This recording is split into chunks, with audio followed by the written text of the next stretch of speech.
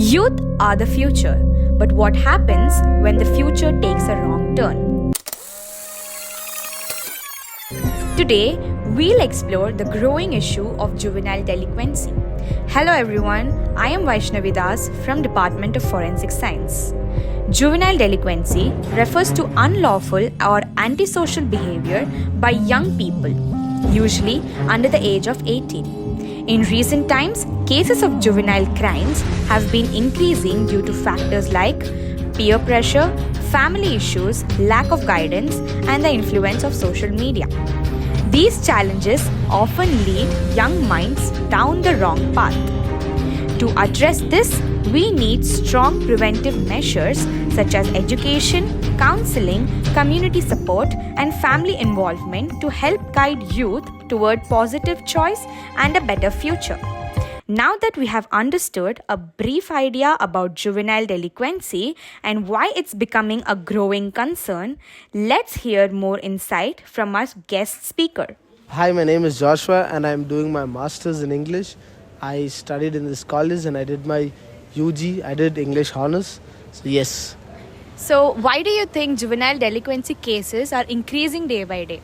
So to me, I've seen few of my friends with personal experience. I think family negligence or, when they are not treated right in their family hold or in their society, I think that's what changes them, or like peer pressures when their friends tend them to, push them, or like just because their friends do something, they follow that, or because their family do not treat them right or they're neglected, they tend to fall off because there's no one to support them or guide them to the right thing. So, or maybe even sometimes, movie can be influential because when they watch movies, when someone is, doing a lot of bad things, and then they always have, they have like a bigger side of the story, and I think that is like the main cause.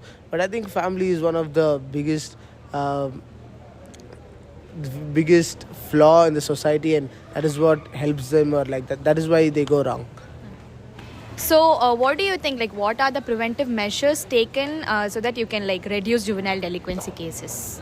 Maybe if the mother and the father or the sister or the brother can give attention to the child, and maybe in Kannada they say that dam dam dashagunam, when you take a stick, that's when a monkey dances. So maybe if that works, maybe that can work for some child, or maybe all you need is is someone to listen to, someone to talk to, and ask them what's going wrong, what's going right in their lives. Maybe that is all. And maybe friends, maybe I think when they start falling in love with themselves, they don't have to follow anyone else. That can be done. And then maybe religion. I believe in religion, so my life has turned out really nice. So maybe if they can be led into a religious way, that also can help. I think family should bring them into right path and help them out, come out of all these bad influences. Yeah. I'm Gauri Krishna Sachikumar from English Department, Christo Jayanti University. So why do you think, ma'am, that juvenile delinquency cases are increasing day by day? Okay, so to this question, one example that I can give you is a recent documentary or a series that I watched on Netflix. It's titled as Adolescence. Okay, so this particular series shows us the story of a 13-year-old boy, a very young boy, who commits a murder just because a girl rejected him. Now, when you just go through the storyline as such, you will be confused, surprised. Why would a boy just randomly kill a girl just because she said no to him, and just because she rejected his love? But when you get into the outline of the story, you will understand that the structure of his family, including the peer pressure, the environment that he was affected, had an influence in his behavior patterns. So the 4 episodes or the 3 episodes, when you watch it, you can clearly see the director has brilliantly, visibly showed it how this particular one random decision, which was impulsive in his mind, which was not something that he could understand or comprehend, that no was something which he couldn't comprehend to his ideology at that particular point of time. But the way he reacted to it was, okay, if this is not going to be in my way, I'm gonna cancel it all. So the cancelling way was to kill this girl. And the murder, the way he commits the murder was very surprising. There are no evidences, so you can see how brilliant it is committed in a way, and this is all done by a 13-year-old boy. So, what are the preventive measures as a teacher you can give, to reduce juvenile delinquency cases, ma'am? I think the first and foremost thing right now, when you're talking about 2025, is also we cannot talk about anything without the influence of social media. So I think as a teacher, first thing, awareness at home spaces. For example, the example that I gave you from the series, even though it seemed to be a very normal family with a father, a mother, and a sister, the patterns that the kid has adopted from his father's behavior, which is something very noticeable. So you have to talk about how awareness should be brought from home, within the home itself. First thing. Second, kids spend a lot of time after home, they spend a lot of time at school. So how this peer pressure, all these things should be, awareness should be given to both teachers, parents, and kids also on different level. For example, you cannot generalize the awareness and give the same amount of awareness to everybody. It should be shaped, it should be culturally, it should be very differently shaped for parents, for teachers, and for kids. And third is influence of social media is something which we have to deliberately talk to students about, parents about, and even ourselves. And for example, the kind of for example, right now the generation thinks that their life depends on the number of likes or the post or the comments. They take it in a very personal way. And also the definition of success and failure, these days generation, these kids cannot handle failures. For them, if they fail, for example, the fact that a girl rejected him, or the fact that they failed at an exam, they make sure that okay, this is the end of our life, there is no other alternative to it. So all these kind of things can be changed through awareness, through empowerment. Especially handling social media is something which we have to discuss really well, because it has a lot of influence. And also I think for example, the post, the pictures, or the influence from celebrities, when they show that this is our fancy life, we are succeeding. So you have to realize that that's not the reality, that's a part of the reality, it's not the entire reality. So to make sure that you understand, or your brain has the capacity to recognize this is not the end, or this is how you should handle, it's just a social media app, that this is not your life. So to function in that way is something we have to train ourselves. So I think today's generation, we have to consciously tell them, give awareness to them on different levels. To parents, we have to make sure and try, we have to make sure, for example, for them it can be especially in brown households, Indian parents can have a household where they think it's a competition. Whatever unfulfilled dreams that we have, we can give them. My child should do it for me. The pressure that is given, which is not going to work in today's generation. You have to get down to the ground level and work along with them, be a friend, be there for them. So that kind of journey should be understood. The best example can also be this from the series, where the son feel embarrassed because his father is not aware about, he just think it's a murder, but the backstory of the murder is not even understood by an intelligent police officer. So he calls his father separately and then talks to him, listen, this has happened, he has been targeted in social media, these are the messages you have to understand. And that's when the father understands, okay, this is the intensity of this issue. That's when the case takes a U-turn. So there you can see a very good dynamics between the father and the son, which helped in the case. So I think all these things should be discussed really well. And another important thing which I want to talk about from this particular series is the episode 3, when this boy sits and there is a female therapist coming and trying to have a conversation with him, okay, because he's a 13-year-old boy committing a murder. And you can see how brilliantly it's been directed, because the idea of I am a man, you're a woman, why should I open up with you? So he's trying to provoke her in multiple layers. So all these things about gender, life, class, caste, and all these meanings about life should be taught from a very young age. It should be practiced from a very young age. So I think that those are the key. We have to work on the grassroots level, and that's how we will. It's not like I'll conduct a program for everybody, and no, I think awareness should start from the very lower level of the hierarchy and then spread to the higher levels.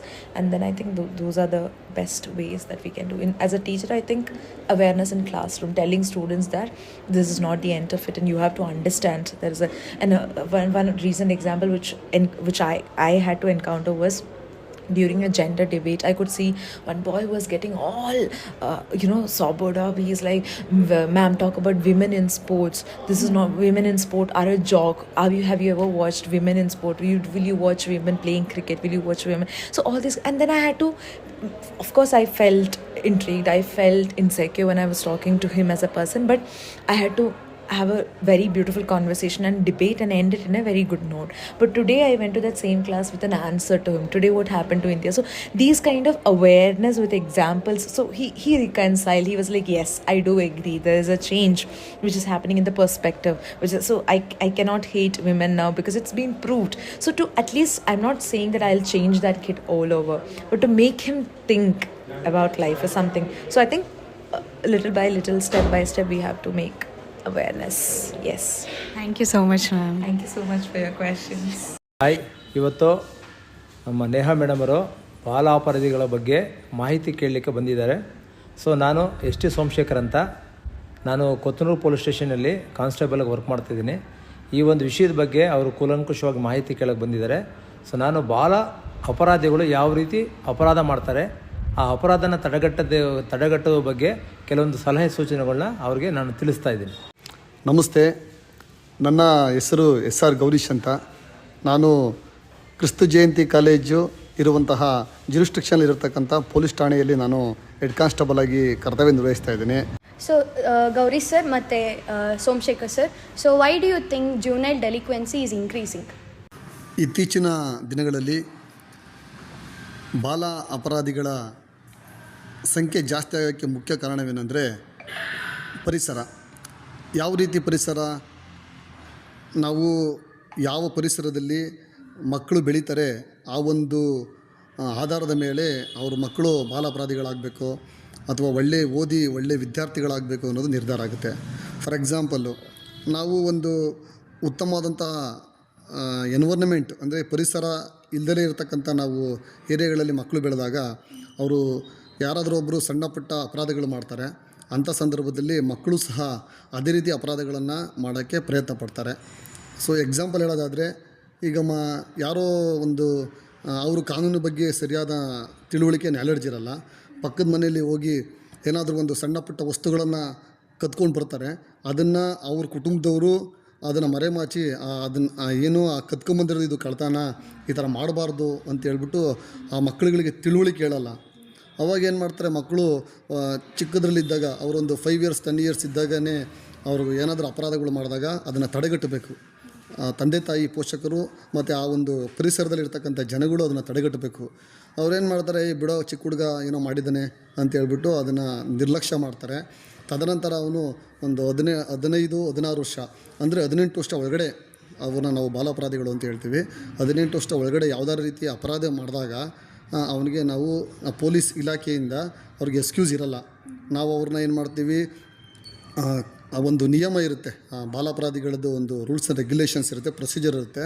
ಆ procedure ಪ್ರಕಾರ ನಾವು ಅವ್ರನ್ನ FIR ಮಾಡಿಕೊಂಡು ಅವ್ರನ್ನ ನಾವು ಬೇಡಿ ಹಾಕೋದು ಆ ಥರ ಎಲ್ಲ ಮಾಡಲ್ಲ. ನಾವು ಮುಪ್ತಿ ಒಳಗೆ ಕಲರ್ ಡ್ರೆಸ್ಸಲ್ಲಿ, ನಾನೀಗ ಯಾವ ಥರ ಡ್ರೆಸ್ ಇದ್ದೀನಿ ಆ ಥರ ಡ್ರೆಸ್ಸಲ್ಲಿ ಅವ್ರನ್ನ ನಾವು ಕರ್ಕೊಂಬಂದು ಅವ್ರನ್ನ ಹೀನಸ್ ಅಪರಾಧಗಳು ಮಾಡಿದರೆ ಅಂಥ ಸಂದರ್ಭದಲ್ಲಿ ನಾವು ಅವ್ರನ್ನ ಬಾಲ ಅಪರಾಧಿಗಳ ನ್ಯಾಯಮಂಡಳಿ ಅಂತ ಇದೆ, ಅದು ಮಡಿವಾಳದಲ್ಲಿದೆ. ಅಲ್ಲಿ ನಾವು ಅವ್ರನ್ನ ಕರ್ಕೊಂಡೋಗಿ ಅಲ್ಲಿ ಅವ್ರ ಮುಂದೆ ಪ್ರೊಡ್ಯೂಸ್ ಮಾಡ್ತೀವಿ. ಅವರು ನಿಯಮದ ಪ್ರಕಾರ ಅವ್ರಿಗೆ ಒಂದು ರಿಫಾರ್ಮೇಷನ್ ಮಾಡ್ತಾರೆ. ಅವ್ರಿಗೆ ಇಮಿಡಿಯೇಟ್ಲಿ ಬೇರೆ ಥರ ಈ ಅಡಲ್ಟಿಗೆ ಮಾಡ್ತಾರಲ್ಲ ಆ ಪ್ರೊಸೀಜರ್ ಇಲ್ಲಿ ಫಾಲೋ ಆಗಲ್ಲ. ಬಾಲಾಪರಾಧಿಗಳಿಗೇ ಬೇರೆ ಪ್ರೊಸೀಜರ್ ಇರುತ್ತೆ. ಯೂನಿಫಾರ್ಮಲ್ಲಿ ಪೊಲೀಸ್ನವರು ಇರಲ್ಲ, ಮತ್ತು ಅವ್ರಿಗೆ ಕೋಳನ ಹಾಕಲ್ಲ ಕೈಗೆ, ಮತ್ತು ಸೆಲ್ಲುಳಿಗೆ ಹಾಕಲ್ಲ. ಅವ್ರನ್ನ ರಿಫಾರ್ಮ್ ಮಾಡ್ತೀವಿ. ಯಾಕೆ ಈ ಒಂದು ಏಜಲ್ಲಿ 18 ವರ್ಷ ಒಳಗಡೆ ಇಂಥ ಒಂದು ಅಪರಾಧವನ್ನು ಮಾಡಿದ್ದಾನೆ ಅನ್ನೋದನ್ನ ನಾವು ಅಧ್ಯಯನ ಮಾಡಬೇಕಾಗತ್ತೆ. ಅದು ವೆರಿ ಇಂಪಾರ್ಟೆಂಟ್ ಆಗುತ್ತೆ. ಸೊ ಅದರಿಂದ ನಾನು ಈ ಒಂದು ವಿಷಯ ಏನಕ್ಕೆ ಇಲ್ಲಿ ಹೇಳ್ತಾ ಇದ್ದೀನಿ ಅಂದರೆ, ಚಿಕ್ಕ ಮಕ್ಕಳು ಯಾವುದೇ ರೀತಿ ಒಂದು ತಪ್ಪು ಮಾಡಿದಾಗ, ಅವ್ರೇನಾದರೂ ಒಂದು ಕಾನೂನನ್ನ ವೈಲೇಟ್ ಮಾಡ್ತಾವ್ರೆ ಅಂದಾಗ ತಂದೆ ತಾಯಿಗಳ ಜವಾಬ್ದಾರಿ ಮುಖ್ಯವಾಗಿರುತ್ತದೆ. ಇಮಿಡಿಯೇಟ್ಲಿ ತಂದೆ ತಾಯಿಗಳು ಇಂಥ ಒಂದು ತಪ್ಪು ಮಾಡಬಾರ್ದು ಅಂತೇಳ್ಬಿಟ್ಟು ಅವ್ರಿಗೆ ತಿಳುವಳಿಕೆ ಹೇಳಬೇಕು. ನಾವೇನು ಮಾಡ್ತೀವಿ, ಅಯ್ಯೋ ಬಿಡೋ ನಮ್ಮ ಹುಡುಗ ಮಾಡಿದ್ದಾನೆ, ನಾವು ಸರಿ ಹೋಗ್ತಾನೆ ಅಂತ ನಾವು ಬಿಡಬಾರ್ದು. ಅವನಿಗೆ ನೀನು ಮಾಡಿರೋ ತಪ್ಪು ಅನ್ನೋದು ಹೇಳಬೇಕು. ಒಂದು ಎಕ್ಸಾಂಪಲ್ ಅಂದ್ಕೊಳ್ಳಿ, ಈಗ ಶಾಲೆಗೆ ಹೋಗ್ತಾ ಇರ್ತಾನೆ, ಒಂದು 5ನೇ ಕ್ಲಾಸ್ ಓದ್ತಾ ಇರ್ತಾನೆ. 5ನೇ ಕ್ಲಾಸ್ ಅಂದರೆ ಅವ್ನಿಗೆ 11 ವರ್ಷ ಇರುತ್ತೆ. ಅವನು ಯಾರ್ದೋ ಒಂದು ಪೆನ್ಸಿಲ್ಲು, ಪೆನ್ನು ಅಥವಾ ಬೇರೆಯವ್ರದ್ದು ಏನಾದರೂ ವಸ್ತುಗಳನ್ನು ಕತ್ಕೊಂಬಂದ್ಬಿಟ್ಟಿರ್ತಾನೆ. ಅದನ್ನು ಬ್ಯಾಗಲ್ಲಿ ಇಟ್ಕೊಂಡು ತಂದುಬಿಟ್ಟಿರ್ತಾನೆ, ಅವ್ರಿಗೆ ಗೊತ್ತಿರಲ್ಲ. ನಾವು ತಂದೆ ತಾಯಿ ಆದವರು ಅದನ್ನು ಪ್ರೋತ್ಸಾಹ ಮಾಡಬಾರ್ದು. ಏನು ಮಾಡ್ಬೇಕು, ನೀನು ಮಾಡಿರೋ ತಪ್ಪಿದು, ಅವನ ಪೆನ್ನು ನೀನು ತರಬಾರ್ದು, ಅವನ ಪರ್ಮಿಷನ್ ಇಲ್ಲದೆ ತರಬಾರ್ದು ಅಂತೇಳ್ಬಿಟ್ಟು ಅವ್ರಿಗೆ ತಿಳುವಳಿಕೆಯನ್ನು ನೀಡ್ತಕ್ಕಂತಹ ಸಂಪೂರ್ಣ ಜವಾಬ್ದಾರಿ ತಂದೆ ತಾಯಿಗಳದಾಗಿರ್ತದೆ. ಮತ್ತು ತಂದೆ ತಾಯಿಗಳು ಮಕ್ಕಳುಗಳನ್ನು ಒಂದು ಉತ್ತಮವಾದಂತಹ ಪರಿಸರದಲ್ಲಿ ಬೆಳೆಸಬೇಕಾಗುತ್ತೆ. ಅಕ್ಕಪಕ್ಕ ಪರಿಸರದಲ್ಲಿಯೂ ಸಹ ಅಲ್ಲಿನ ಮಕ್ಕಳು ಯಾವ ಥರ ಇರ್ತಾರೆ ಅವ್ರನ್ನ ರಿಫಾರ್ಮ್ ಮಾಡಬೇಕು. ಅವರು ಕೆಲವೊಬ್ಬರು ಕೆಟ್ಟ ದಾರಿಲಿ ಹೋಗ್ತಾ ಇರೋ ಮಕ್ಕಳುಗಳನ್ನ ಎನ್ಕರೇಜ್ ಮಾಡಬಾರ್ದು. ಅದು ತಪ್ಪು ಅನ್ನೋದನ್ನ ನಾವು ತಿಳುವಳಿಕೆ ನೀಡಬೇಕಾಗುತ್ತೆ.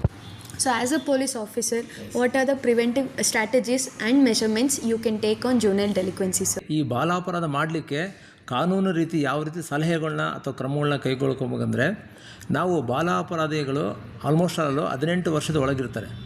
ಅವ್ರಿಗೆ ಮೈಂಡು ಅನ್ನೋದು ಮಾನಸಿಕವಾಗಿ ಅವ್ರು ಏನು ಮಾಡ್ತಾರೆ, ಆ ಏಜಲ್ಲಿ ನಾನು ಏನು ಮಾಡ್ತಾಯಿದ್ದೀನಿ, ನಾನೇನು ಮಾಡಬೇಕು, ನಾನೇನು ಮಾಡಬಾರ್ದು ಅಂತ 99% ಅವ್ರಿಗೇನು ಗೊತ್ತಿರಲ್ಲ. ಅವರು ಸಹವಾಸ ದೋಷ ಅಂತಾರೆ. ಅಂದರೆ ಫ್ರೆಂಡ್ ಸರ್ಕಲಲ್ಲಿ ಅವ್ರು ಏನು ಮಾಡ್ತಾರೆ, ಇನ್ನೊಬ್ಬ ನೋಡ್ತಾ ಇರ್ತಾನೆ, ಅವ್ನಿಗೆ ಸೇರ್ಕೊಂಡು ಏನು ಮಾಡ್ತಾರೆ, ಒಂದಕ್ಕೊಂದೊಂದು ಕೃತ್ಯಗಳನ್ನ ಮಾಡ್ಕೊಂಡು ಹೋಗ್ತಾರೆ, ಅಂದರೆ ಕೆಲಸಗಳನ್ನ ಮಾಡ್ತಾರೆ. ಎಕ್ಸಾಂಪಲು ನಮ್ಮ ಗೌರೀಶ್ ಅವ್ರು ಹೇಳಿದ್ರು, ತಂದೆ ತಾಯಿ ಮುಂದೆ ಬೀಡಿ ಸೇದೋದು, ಸಿಗರೇಟ್ ಸೇದೋದು ಮಾಡಿದ್ರೆ ಅವರು ಸಹ ಅದನ್ನು ಕಲಿತಾರೆ ಅಂತ.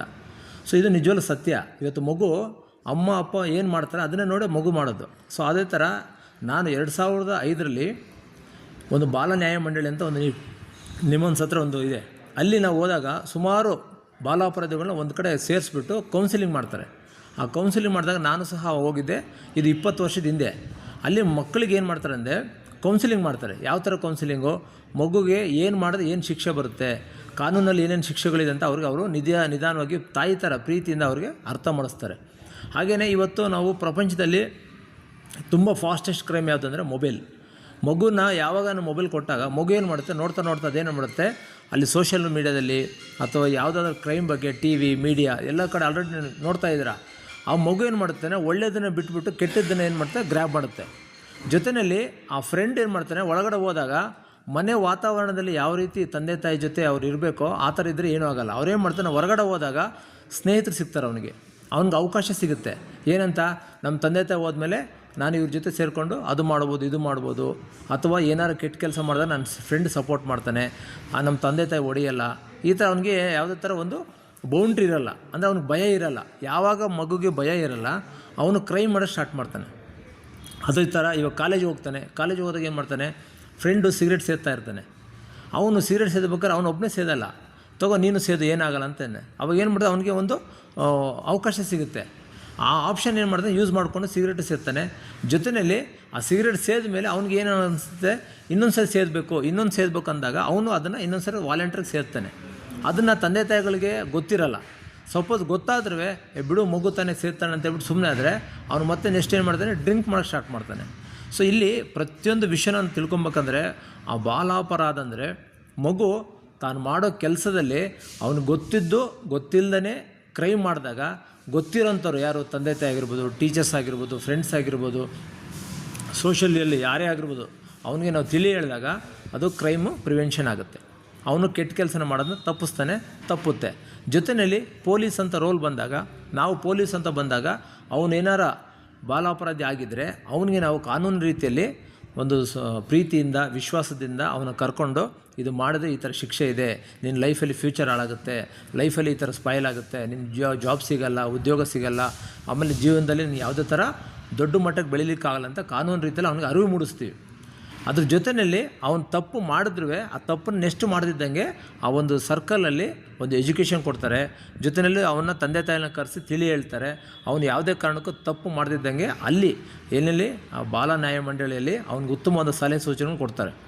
ಸೊ ಜೊತೆಯಲ್ಲಿ ನಾವು ಇವತ್ತು ಪೊಲೀಸಾಗಿ ಬಾಲಾಪರಾಧಿಗಳಿಗೆ ನಾವು ಯಾಕೆ ಪ್ರಿವೆನ್ಷನ್ ಮಾಡ್ಬೇಕಂದ್ರೆ, ಸೊ ನಮ್ಮ ಮನೇಲಿ ಎಷ್ಟೋ ಜನ ನಮ್ಮ ಪೊಲೀಸ್ ಮಕ್ಕಳು ಎಷ್ಟೋ ಸರಿ ತಪ್ಪು ಮಾಡ್ತಾರೆ. ನಾವು ಅಲ್ಲಿ ಮನೇಲಿ ಅವ್ರು ತಪ್ಪು ಮಾಡ್ದಂಗೆ ಸರಿ ಮಾಡಿದಾಗ ಅಲ್ಲಿಂದ ಅವನೇನು ಮಾಡ್ತಾನೆ, ಬೇರೆ ಫ್ರೆಂಡ್ಸ್ಗೆ ಹೇಳ್ತಾನೆ, ನಮ್ಮ ತಂದೆ ತಾಯಿ ಪೊಲೀಸ್ ಆಗಿದ್ದಾರೆ, ಅವ್ರು ಈ ಥರ ತಪ್ಪು ಮಾಡಿದ್ರೆ ಬೈತಾರೆ ಅಂತೇಳಿ ಅವನೇನು ಹೇಳ್ತಾನೆ. ಅದ್ರ ಜೊತೆಯಲ್ಲಿ ಸ್ನೇಹಿತರೆಲ್ಲ ಸೇರ್ಕೊಂಡು ಮಾಡಿ ಡಿಸ್ಕಷನ್ ಮಾಡ್ತಾರೆ, ಯಾವುದು ಸರಿ ಯಾವುದು ತಪ್ಪು ಅಂತ. ಸೊ ಹಾಗಾಗಿ ಇತ್ತೀಚಿನ ದಿನಗಳಲ್ಲಿ ನಮ್ಮ ಕ್ರೈಮ್ ಬಾಲಾಪರಾಧ ಮಾಡಲಿಕ್ಕೆ ಮೇಜರ್ ಕಾರಣ ಅಂದರೆ ಮೊಬೈಲ್ ಅಂತ ಹೇಳ್ಬೋದು. ಮೊಬೈಲಲ್ಲಿ ನೀವು ಪ್ಲಸ್ ಇದೆ, ಮೈನಸ್ ಇದೆ, ಒಳ್ಳೆಯದಿದೆ, ಕೆಟ್ಟದ್ದಿದೆ. ಬಟ್ ಮಕ್ಕಳು ಜಾಸ್ತಿ ನೋಡೋದೇನು, ವೀಡಿಯೋ ಗೇಮ್ಸ್ ನೋಡ್ತಾರೆ, ಫಿಲಮ್ಸ್ ನೋಡ್ತಾರೆ. ಸೊ ಅದರಿಂದ ಏನಾಗುತ್ತೆ, ಮನಸ್ಸಲ್ಲಿ ಅವ್ರಿಗೆ ಗಾಯ ಆಗಿ ಆ ಒಂದು ಪರಿಣಾಮವಾಗಿ ಉಂಟಾಗಿ ಆ ಮಗು ಏನು ಮಾಡುತ್ತೆ, ಆ ಕ್ರೈಮ್ನ ಮಾಡೋಕ್ಕೆ ಸ್ಟಾರ್ಟ್ ಮಾಡುತ್ತೆ. ಸೊ ಇದರಿಂದ ನಾನು ಹೇಳೋದಿಷ್ಟಂದರೆ, ಇವತ್ತೆಲ್ಲ ಸ್ಕೂಲು ಕಾಲೇಜುಗಳಲ್ಲಿ ಟೀಚರ್ಸ್ ಆಗಿರ್ಬೋದು ಅಥವಾ ನಮ್ಮ ಪೇರೆಂಟ್ಸ್ ಆಗಿರ್ಬೋದು ಅಥವಾ ಹೊರಗಡೆ ಯಾರೇ ಆಗಿರ್ಬೋದು, ಮಗು ಅಂತಂದಾಗ ನಾವು ಫಸ್ಟು ತಾಯಿಯ ಮೊದಲ ಗುರು ಅಂತಾರೆ. ತಾಯಿ ಆದಷ್ಟು ಅವ್ರನ್ನ ಫೋಕಸ್ ಮಾಡಬೇಕು, ಆಮೇಲೆ ಅವ್ರನ್ನ ಹಿಂಬಾಲಿಸ್ಬೇಕು, ಮಗು ಏನು ಮಾಡುತ್ತೆ ಏನು ಮಾಡಲ್ಲ ಅಂತ. ಜೊತೆಯಲ್ಲಿ ಇವತ್ತು ಸ್ಕೂಲು ಕಾಲೇಜುಗಳಲ್ಲಿ ಎಲ್ಲ ಟೀಚರ್ಸು ಭಯ ಬೀಳ್ತಾರೆ. ಯಾಕಂದರೆ ಮಗುನ ಹೊಡೆದ್ರೆ ಪೇರೆಂಟ್ಸ್ ಕಂಪ್ಲೇಂಟ್ ಮಾಡ್ತಾರೆ, ಬೈತಾರೆ, FIR ಮಾಡಿಸ್ತಾರೆ, ಮಗು ಯಾಕೆ ಹೊಡಿತಾರೆ, ನೀವು ಯಾರು ಮಗು ನೋಡೋಕ್ಕೆ. ಸೊ ಇದನ್ನು ನಾವೇನು ಮಾಡ್ಬೇಕಂದ್ರೆ ಟೀಚರ್ಸ್ ಆದವರು ತಾಯಿಯ ಎರಡನೇ ತಾಯಿ ಅಂತ ಹೇಳ್ತಾರೆ ಟೀಚರು. ಅದಕ್ಕೆ ನಾವು ತಂದೆ ತಾಯಿಗಳಲ್ಲಿ ನಾನು ಹೇಳೋದಿಷ್ಟೇ, ಟೀಚರ್ ಮಗುಗೆ ಹೊಡೆದ್ರೂ ಪರವಾಗಿಲ್ಲ, ಆ ಉದ್ದೇಶ ಒಳ್ಳೆಯದಿರುತ್ತೆ. ಬಟ್ ಟೀಚರ್ ಆದವರು ಅವ್ನು ತಪ್ಪು ಮಾಡೋದನ್ನು ತಾಯಿಯವ್ರಿಗೆ ಹೇಳಿ ಸ್ವಲ್ಪ ನೋಟಿಸ್ ಮಾಡಿ ಚಿಕ್ಕವಾಗಿ, ಅಂದರೆ ಗಿಡವಾಗಿ ಬಗ್ಗೋದು ಮರವಾಗಿ ಬಗ್ಗಿತಂತ ಒಂದು ಸ್ಲೋಗನ್ ಇದೆ. ಅದ್ರ ಪ್ರಕಾರ ಮಗುನ ನಾವು ಚಿಕ್ಕ ಹುಡುಗಿದ್ದಾಗಲೇ ಅದನ್ನು ನಾವು ಒಂದು ಸ್ವಲ್ಪ ಅವನಿಗೆ ಒಂದು ಪಾಠ ಹೇಳ್ಬಿಟ್ಟು ಒಂದು ಬುದ್ಧಿ ಮಾತು ಹೇಳಿದ್ರೆ, ಟೀಚರ್ ಆದವರು ಖಂಡಿತವಲ್ಲೂ ಅವನು ಅಪ್ಪರ್ ಹೈಯರ್ ಎಜುಕೇಷನ್ ಬರೋವರೆಗೂ ಆ ಒಂದು ಟೀಚಿಂಗ್ ಫೀಲ್ಡಲ್ಲಿ ಆಗಿರ್ಬೋದು ಮತ್ತೊಂದರಲ್ಲಿ ಒಂದು ಒಳ್ಳೆಯ ಉದ್ದೇಶವಾಗಿ ಒಳ್ಳೆ ರೀತಿಯಲ್ಲಿ ಮಗು ಬೆಳೆಯುತ್ತೆ. ಆಮೇಲೆ ಸಲಹೆ ಸೂಚನೆಗಳೇನಿಲ್ಲ, ಆಲ್ಮೋಸ್ಟ್ ನಾವೆಲ್ಲ ಕಡೆ ಒಂದು ಅಂಡರ್ 17-18 ಮಕ್ಕಳು ಸಿಗರೇಟ್ ಸೇದಬಾರ್ದು ಬೋರ್ಡ್ ಹಾಕಿರ್ತೀವಿ. ಅದನ್ನು ನೋಡಿ ಸಹ ಅವರು ಸೇದ್ತಾ ಇರ್ತಾರೆ. ಸೊ ಅದ್ರ ಕಾರಣ ಎಷ್ಟೇ, ಅವ್ನ ಮೈಂಡಲ್ಲಿ ನಾನು ಸಿಗರೇಟ್ ಸೇದಿದ್ರೇ ಎಕ್ಸಾಮ್ ಬರೋಕ್ಕೆ ಸಾಧ್ಯ, ನನಗೆ ಟೆನ್ಷನ್ ಹೋಗುತ್ತೆ ಅಂತ ಫಿಸಿಕಲಿ ಮೆಂಟಲಿ ಅವರು ಫಿಕ್ಸ್ ಮಾಡಿರ್ತಾರೆ. ಅದನ್ನು ನಾವು ಸ್ಕೂಲು ಕಾಲೇಜುಗಳಲ್ಲಿ ಅದನ್ನು ಒಂದು ಸ್ವಲ್ಪ ಮಕ್ಕಳ ಬಗ್ಗೆ ಕೇರ್ ಮಾಡಿಕೊಂಡು ಸ್ವಲ್ಪ ನಾವು ಇದನ್ನು ಅರಿವು ಮೂಡಿಸ್ಬೇಕು. ಆದಷ್ಟು ಈ ಒಂದು ಅವೇರ್ನೆಸ್ನ ಏನು ಇವಾಗ ನೀವೇನು ಇಂಟರ್ವ್ಯೂ ಮಾಡ್ತಾಯಿದ್ದೀರಾ, ಇದು ಸಲಹೆ ಸೂಚನೆ ಕೇಳ್ತಾಯಿದ್ದೀರಾ, ನೀವು ಸಹ ಅಷ್ಟೇ ಇದನ್ನೆಲ್ಲ ಕಡೆ ಸ್ವಲ್ಪ ಆದಷ್ಟು ಯಥೇಚ್ಛವಾಗಿ ಪಬ್ಲಿಕ್ ಮಾಡಿದ್ರೆ ಕ್ರೈಮ್ನ ತಡಿಬೋದು. ಇದು ಒಬ್ಬರಿಂದ ಆಗಲ್ಲ. ಕ್ರೈಮ್ ತಡಿಬೇಕಂದ್ರೆ ನಾವೆಲ್ಲ ಸಮಾಜದಲ್ಲಿ ಒಳ್ಳೆ ಒಂದು ಸಮಾಜ ಕಟ್ಟಬೇಕಂದ್ರೆ ಪ್ರತಿಯೊಬ್ಬರ ಪಾತ್ರ ತುಂಬ ಇಂಪಾರ್ಟೆಂಟ್. ಮಗು 1 ತಿಂಗಳು 2 ತಿಂಗಳು 9 ತಿಂಗಳು 1 ವರ್ಷ 2 ವರ್ಷ 5 ವರ್ಷ ಗಂಟೆ ನಾವು ಮಗು ಅಂತೀವಿ. ಆಮೇಲೆ ತಂದೆ ತಾಯಿ ಮಾಡ್ತಾರೆ, ಬಿಟ್ಬಿಡ್ತಾರೆ. ಯಾಕೆಂದರೆ ಅವನು 5 ವರ್ಷ ಆದಮೇಲೆ LKG ಹೋಗ್ತಾನೆ, UKG ಹೋಗ್ತಾನೆ ಅಂತ. ಅಲ್ಲಿಂದನೇ ಆ ಮಗು ಬೆಳವಣಿಗೆ ಆಗುತ್ತೆ. ನಾವು LKGಯಿಂದ ಅಪ್ ಟು ಕಾಲೇಜ್ ಹೋಗೋವರೆಗೂ ಅವನ್ನ ಯಾವಾಗಲೂ ನಾವು ಫೀಡ್ ಮಾಡ್ತಾ ಇರಬೇಕು, ಅವನ ಬಗ್ಗೆ ನಾವು ಕೇರ್ ಮಾಡ್ತಾ ಇರಬೇಕು. ಸೊ ಇದು ನಮ್ಮ ಒಂದು ಪೊಲೀಸ್ ಇಲಾಖೆಯಲ್ಲಿ ಆದಷ್ಟು ನಾವು 100% ಕೆಲಸ ಮಾಡ್ತಾಯಿದ್ದೀವಿ. ಇದಕ್ಕೆ ಸಮಾಜದಲ್ಲಿ ಎಲ್ಲರೂ ಸಹ ಇದಕ್ಕೆ ಒಂದು ಸಹಕಾರ ಕೊಡಬೇಕಂತ ಕೇಳ್ಕೊತಾ ಇದ್ದೀನಿ. Hello, I am Trisha from Forensic Science Department. On behalf of the entire team, I would like to extend my heartfelt gratitude to all our speakers and participants for being a part of today's podcast. Your valuable insights, experiences, and engaging discussions have truly made this session informative and inspiring. We sincerely appreciate the time and effort you took to share your perspectives with us. Thank you.